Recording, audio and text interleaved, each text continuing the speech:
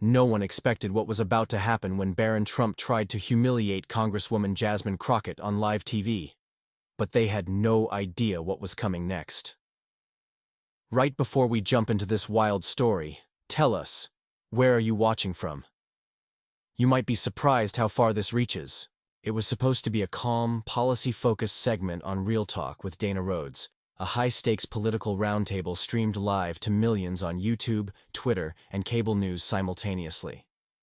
The studio shimmered under the cold white lights, buzzing with a mixed crowd of politicos, college students, influencers, and silent tension. At one end of the polished oval desk sat Barron Trump, now 19, and freshly stepping into the political spotlight. Impeccably dressed, self-assured, and carrying the weight of the Trump legacy, he had been praised in recent weeks for his sharp tongue and viral clapbacks. Tonight, he had one goal: put Jasmine Crockett, outspoken, fierce, and unfiltered, on the defensive. Jasmine Crockett, unbothered, sat upright with a calm fire in her eyes. She knew the game. She'd been underestimated before, mocked for her hair, her accent, her passion, but never silenced. What brought her here tonight wasn't ego, it was purpose. Voters in her district were being misrepresented, and she wasn't about to let a Trump son rewrite their story. Tensions spiked as the debate shifted from criminal justice reform to voter suppression, and that's when Barron leaned in with a smirk.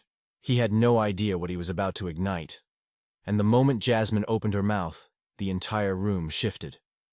As soon as the camera panned back from commercial break, Barron Trump leaned forward, his hands clasped confidently on the table like he'd already won.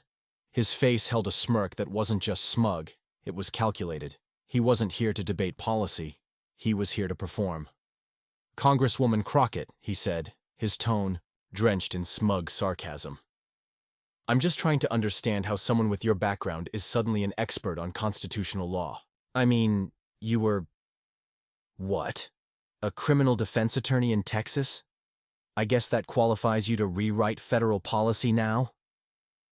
The audience gave a light chuckle. Not all, but enough to give Barron a moment of smug satisfaction. Dana Rhodes raised an eyebrow but didn't interrupt. She knew exactly what kind of show this was becoming. Barron continued, his voice rising just enough to command attention. "Let's be real. You scream about voter suppression, but you defend people who break the law. You talk about fairness, but you pander to your base using identity politics. At what point do we stop pretending that shouting louder makes you right?" He leaned back, arms folded now, nodding slightly like he'd just delivered a closing argument in a courtroom. Jasmine Crockett didn't move right away. Her eyes didn't flinch. She didn't smile. She let the silence grow heavy. And that silence, pregnant, electric, was the first moment the audience began to shift. Then she calmly leaned forward, adjusted her mic, and spoke. Not with anger, but with razor-sharp clarity. "Well," Jasmine began, voice smooth like velvet layered over steel. "Let me break this down for you, Barron, since you seem more interested in optics than facts." She gestured with open palms, exposing no hostility, only truth. "Yes, I defended people who broke the law, because our system doesn't decide guilt until it hears both sides. That's the Constitution, not identity politics.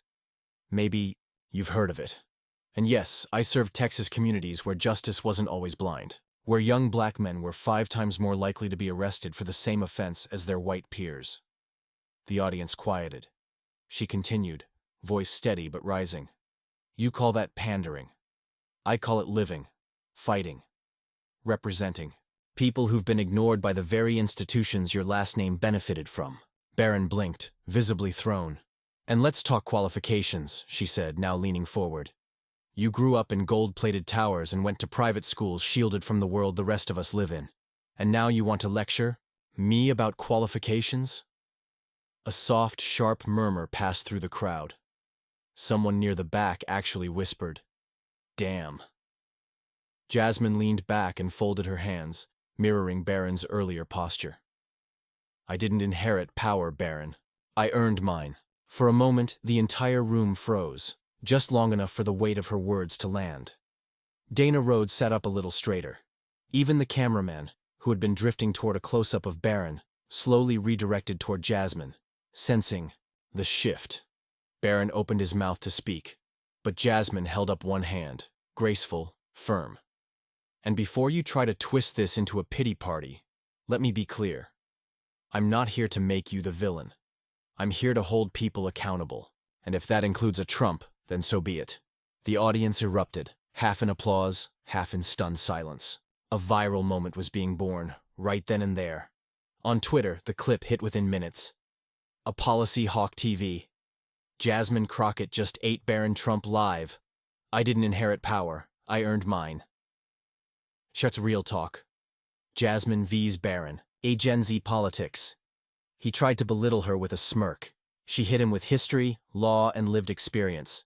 Barron underestimated the wrong woman. And then came the real-time reaction in the studio. Someone near the front leaned over to whisper to their friend. She just bodied him without raising her voice. Barron Trump sat motionless, blinking, trying to recalibrate. The confidence on his face had been replaced with something else. Confusion? Frustration? Fear? He was smart enough to know he'd just lost the first round, and Jasmine hadn't, even raised her tone. But that was just the beginning. What happened next changed everything. Barron Trump straightened his blazer and forced a smirk back onto his face. For a split second, he'd looked stunned. Now, like a trained fighter masking a limp, he tried to appear unfazed. "Oh, so now we're playing the struggle card?" he said, voice louder, more biting. "Let me get this straight. You're saying the only reason I have a platform is because of my last name, and the only reason you're here is because you pulled yourself up by the bootstraps?" He turned to the audience like a comic working the room. "Newsflash, Congresswoman, millions of Americans don't care about your sob story. They care about results. And the only result they're seeing is a loudmouth representative chasing clout on TikTok while crime skyrockets in her district." A few in the audience gasped at his tone. Some even laughed, nervous, uncertain. Barron, sensing the discomfort, leaned in harder. "And by the way," he added, raising a finger, "you want to talk about the law? You broke House protocol last month with that stunt during the Homeland Security hearing. Screaming, pounding the table. What was that? A courtroom reenactment? Or just your brand of chaos theater?" Jasmine raised her eyebrows. She didn't blink. She didn't flinch. "And if we really want to talk about privilege?" Barron lowered his voice almost hissing now. "You went to the University of Houston, right? Meanwhile, I graduated, top of my class from Columbia. But somehow I'm the one being called unqualified?" The audience stirred uncomfortably. "That's not just hypocrisy," he said, now staring her down. "That's insecurity masked as activism." For a moment, the set went quiet. The tension in the studio was thick. Barron sat back, satisfied, as if he'd delivered the final blow. Jasmine Crockett, however, didn't even blink. She leaned forward and spoke with the calm of someone holding the ace everyone forgot was still in the deck. "You're right about one thing, Barron," she said coolly. "You do have a degree from Columbia, a degree your family bought with money, influence, and connections. But let me tell you something." She picked up her pen from the desk, holding it delicately between two fingers. "When I walked into my law school orientation, there wasn't a single soul who thought I'd make it to the top of my class. Not because I wasn't smart, but because I was black, female, and broke." She placed the pen down slowly. "And I still made it." Gasps whispered through the studio. "I worked 3 jobs during law school. I studied in 24-hour libraries next to students with trust funds and Teslas. And every time I got up to speak, in court, someone like you, someone with a polished name and a polished suit, would smile and underestimate me." She looked him dead in the eye now. "I've been underestimated my entire life. That's not insecurity. That's survival. And every time I speak now, I speak for people who are still fighting to be heard." She let the words hang. "You call it chaos? I call it conscience. You call it clout chasing? I call it courage. You call it playing the struggle card? No, I am the struggle, and I'm still here." The studio was now silent, but it wasn't empty. It was charged. On social media, clips from the first round were already trending. But this moment? This moment detonated like a cultural grenade. Justice for all. Jasmine Crockett just turned Barron's Ivy League jab into a history lesson on grit and power. She didn't clap back. She testified. Jasmine Crockett. Mic drop moment. Politics unplugged. Barron tried to humiliate her with credentials. She hit back with lived experience and truth. And the crowd felt it. Even Dana Rhodes, the seasoned host, tilted her head with a look of admiration she rarely showed on live TV. Barron tried to interrupt, shifting forward, clearly rattled. Well, maybe if you spent less time turning everything into a me versus the world monologue, you'd actually legislate instead of trending on Twitter every week. But Jasmine just smiled. You know why I trend, Barron? Because I'm not afraid to speak truth in a room full of people trained to lie with confidence. Oof. A woman in the third row clasped her mouth, whispering, "Oh my God." That line, Barron Trump was visibly flushed now. The smirk was gone. His hands, once composed, were clenched in his lap. He shifted uncomfortably in his seat. He had just played every privilege card in the deck, and Jasmine Crockett had turned each one into a mirror. But the next move from Barron would be their biggest mistake yet. Barron Trump, still seething, adjusted his mic and forced a half smile that didn't quite reach his eyes. All right, he said, voice syrupy with fake composure. Clearly, you've rehearsed that speech. But let's try something a little less theatrical. Jasmine sat still, watching him the way a chess master studies a desperate opponent bluffing with their last pawn. You said earlier that people like me are out of touch, Barron continued, pulling out a tablet from under the desk. So, let's talk specifics. Let's see if you can back your fire with facts. He tapped the screen and projected a chart onto the monitor behind them. Numbers, acronyms, and dense legal language scrolled across in real time. This, Barron said smugly, is a breakdown of House Bill 2915, proposed amendments to the National Data Infrastructure Act. Page 74, subsection B. Are you familiar with it? He didn't wait. You claim to fight for transparency, but you voted for this bill, despite it giving federal agencies the right to collect citizen data without direct consent in specific emergency scenarios. Tell me, Congresswoman, how is that protecting civil liberties?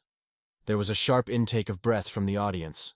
Even the host, Dana, leaned forward, eyebrows raised. Right now, politics. Barron Trump just exposed Jasmine Crockett for violating civil liberties on live TV. This could end her. HB 295. Trap sprung.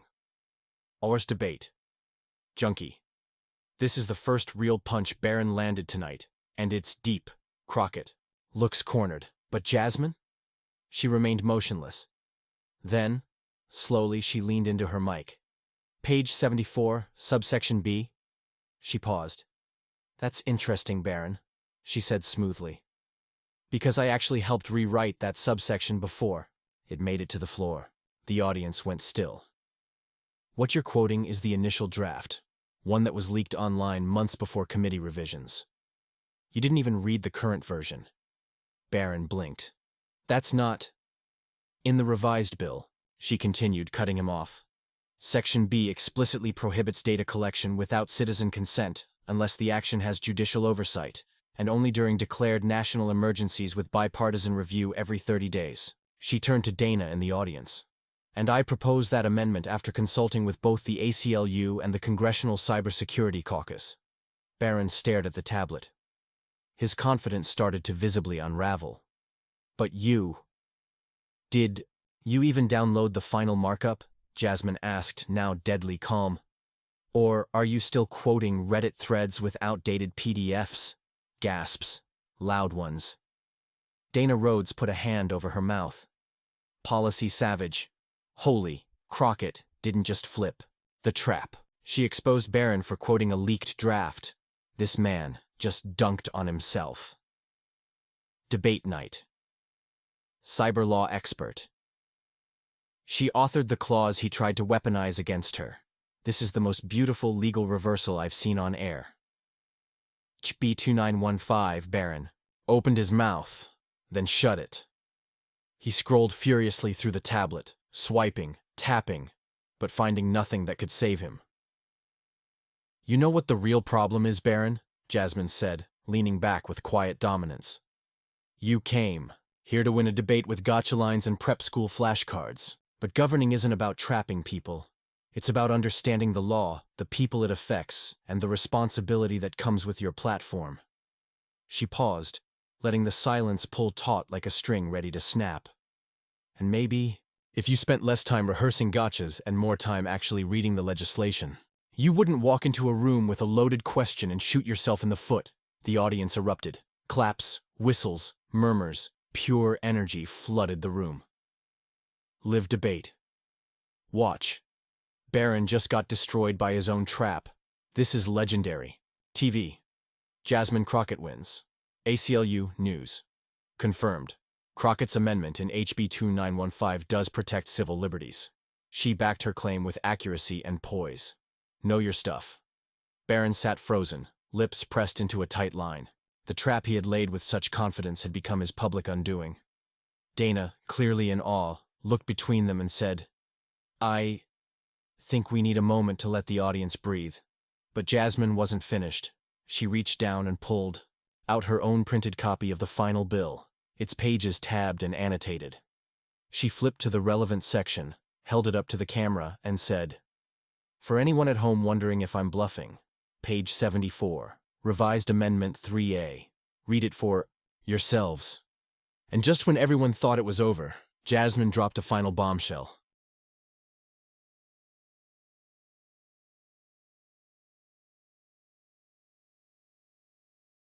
Barron Trump's fingers trembled ever so slightly as he tapped the tablet, trying, desperately, to regain his footing. His voice came next, but the crisp arrogance it once carried now rang hollow. Well, he began, attempting to chuckle, I suppose not everyone got the same briefing on that bill. Maybe we're talking about different versions. The room didn't laugh with him. Jasmine Crockett didn't flinch. She didn't even blink. We're not, Barron, she said softly, her words now cutting like a scalpel. There's only one final version. You just didn't do your homework. The silence that followed was merciless. Debate Central. Barron trying to dodge with different versions after getting legally schooled by Jasmine Crockett might be the weakest. Pivot I've seen all year. Fumbled. Truth Sniper. Bro quoted a draft bill like it was the Constitution. Jasmine just buried him. Barron swallowed hard.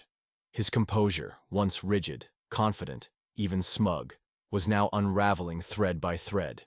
He tried to change lanes. You know what?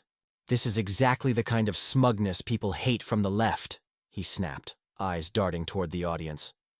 They act like they're always the smartest in the room and talk down to anyone who challenges them. There it was. Deflection. But Jasmine didn't take the bait. Instead, she slowly stood from her chair. No, Barron, she said, voice steady but powerful. This isn't about left or right. It's about right and wrong.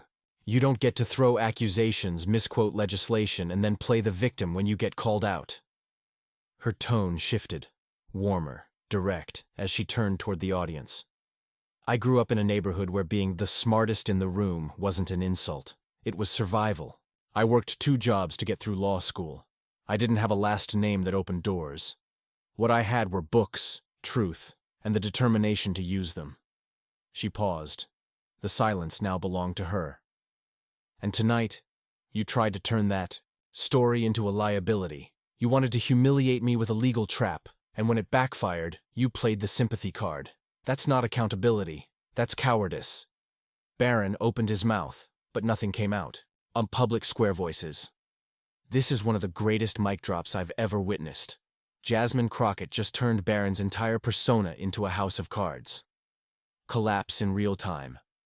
Oz progress pulse. We're not witnessing a debate anymore. We're witnessing a reckoning. Jasmine's tone just made half the crowd tear up. And the crowd, once split, cautious, unsure, was no longer hiding its loyalty. Someone in the back stood and clapped. Then another. And another. Soon the entire left side of the audience was on its feet, clapping, loud, as Barron sat frozen, his jaw clenched, his gaze locked on the floor. Dana tried to maintain control, but her face said it all. This moment had completely flipped. "You talk about being out of touch," Jasmine continued, now walking toward the front of the stage. "You claim to speak for everyday Americans, but you couldn't even do the basic due diligence before coming here to challenge me on my work." Then she turned back to him. "You didn't respect this platform. You didn't respect the people watching. And you sure as hell didn't respect the truth." Barron's only response was a visible blink and a stammer. Well, that's your opinion." "No," Jasmine said firmly. "That's fact." Debate duelist. When she said, "That's not accountability, that's cowardice," I screamed, "This isn't just a takedown, it's surgical." We the People TV. This is what happens when privilege meets preparation. Jasmine Crockett is writing a masterclass on how to end a political ambush. The moderator tried to steer them toward closing statements, but Dana couldn't even finish her sentence before another wave of applause surged through the room. Even Barron's few vocal supporters were shrinking back in their seats. His hand went back to his tie, adjusting it again. A nervous tic that had now become a visual metaphor for collapse. Jasmine looked out into the audience, her voice now softer, full of resolve. Tonight wasn't about proving who's smarter. It was about defending truth. Because if we allow misinformation to go unchecked, if we let platforms be used for political theater instead of public service, we all lose. She exhaled and stepped back. The applause returned, this time louder. Jas Crockett Fan Club. She didn't just win, she elevated the conversation. Crockett for speaker. Respect the work. A Media Crux Live. Every strategist watching this just realized Jasmine Crockett is not someone you ambush. She's someone you learn from. Barron sat slumped, visibly drained, staring at the ground as if hoping it would swallow him whole. But the final moment of truth was still to come.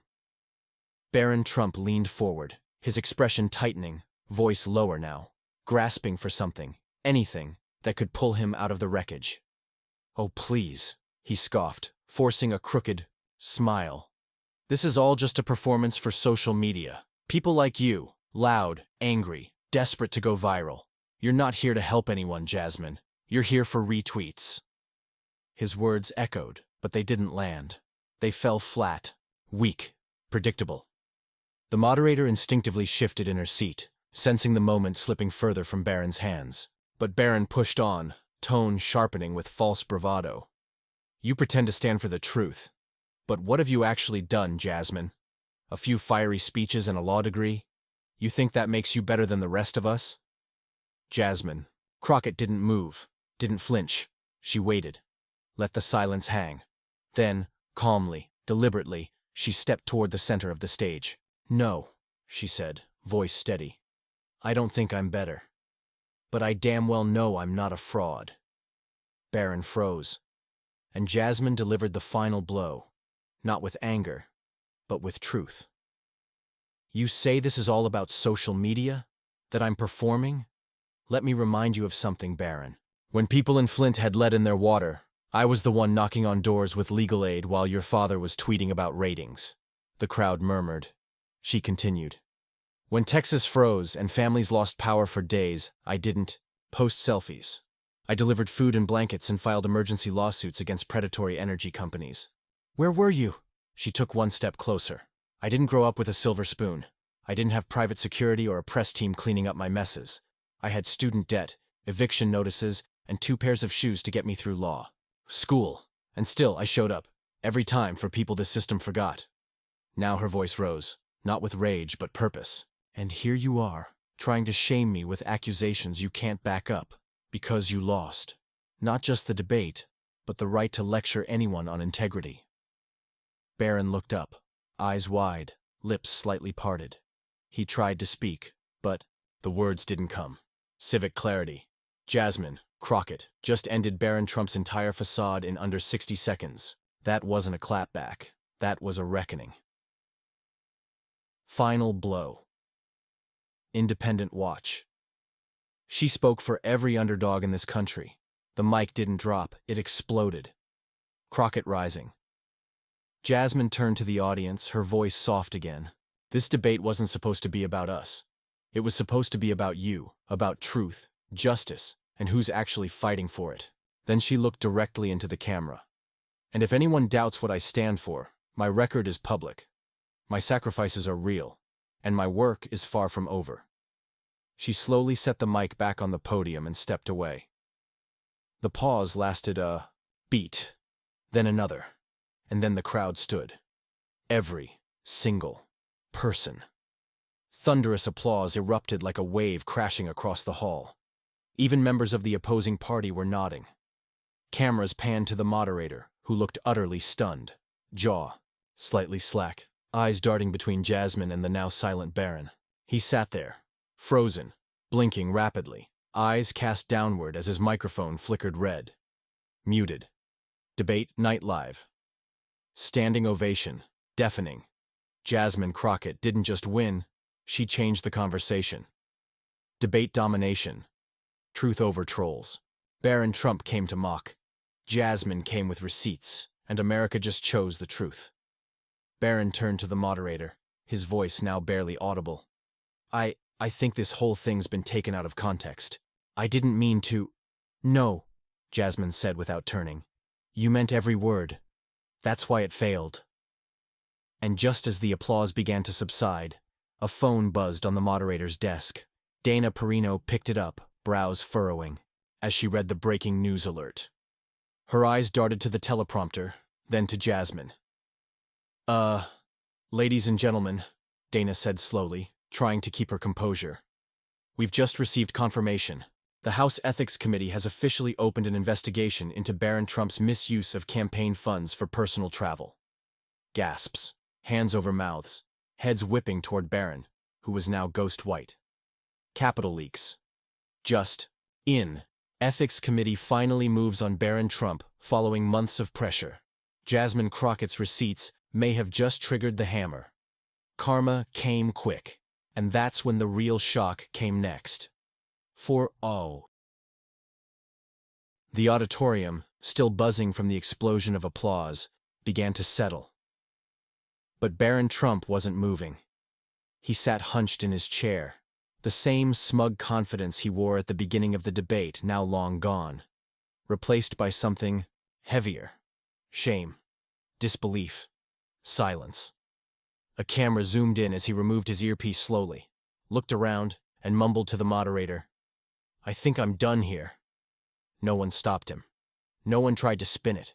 As he stood to leave, a small but pointed murmur rippled through the audience. No boos, just that knowing look exchanged between strangers when the mask has finally slipped and the truth is undeniable. Live political. Barron Trump just walked off the debate stage. No statement, no apology, no answers. Just gone. Justice first. He came to break her spirit. She made him break his silence. Jasmine Crockett didn't just survive, she led. Mic drop moment. Back on stage, Jasmine Crockett remained poised. She took a breath, stepped forward again, and delivered the moment everyone would remember. Not the defeat of a Trump, but the rise of a voice for millions. Some people will say this was just a debate, she began.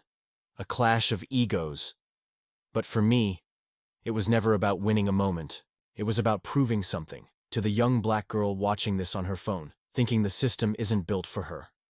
I want you to know, you belong. You are enough. And when you speak your truth, even the powerful listen. The room fell silent, reverent. You see, she continued, arrogance can fake knowledge. Privilege can disguise ignorance. But intelligence, merit, and truth, they always rise above manipulation. She looked out into the crowd, her voice warming with conviction. And to those who try to twist the narrative, to weaponize influence and distract from accountability, I say this: we're not afraid anymore. Not of titles, not of dynasties, not of money. If you come for us with lies, we'll meet you with facts. If you try to intimidate us, we'll answer with courage. Jasmine Crockett 2025. This isn't about going viral. It's about going forward, with dignity, with truth. And with you. She smiled, almost bittersweet, and let the final truth land. We deserve leaders who show up when it's hard, not just when there's a camera. We deserve integrity. So if we want justice, we can't just wait for it. We have to be it. Then, locking eyes with the audience, with the cameras, with America, she posed the challenge. Do you believe in truth over theatrics? Then don't scroll past this moment. Share it. Speak it. Stand with it. Because silence, she said, is how they win. A beat of silence passed. Then another. And the second standing ovation began. Not loud this time, but emotional, almost reverent, from the heart. Wake up, America. She didn't just destroy Barron, she rebuilt belief in leadership. This is how we rise. Crockett for the people. All voices unfiltered. She gave a generation a reason to believe again, and it wasn't loud. It was true. Redemption through truth. As the lights dimmed and the cameras began to pan out, Jasmine turned and walked off the stage. Not with fanfare, but with purpose. The debate was over. But the conversation, just getting started. Was justice served tonight? Or was this just the beginning? Drop your thoughts in the comments. If you believe in standing up to power, share this video, and let's make truth louder than fear.